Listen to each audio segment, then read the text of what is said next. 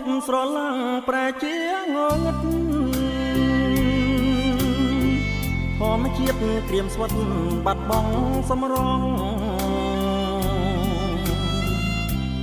នឹករឿងស្នេហាកើតក្តីស្រណងគ្រាកន់ឡងគ្រប់អានុសាស្រណងមាត់ស្ទឹងអង្រឹងធ្លាប់យកចាំងឆ្លងស្រមោលក្រោមខែភ្លឺថ្លាស្រណងសំដីស្បត់ស្បែសច្ចាថាស្មងស្នេហាលុះត្រាហាសិនខ្សោយ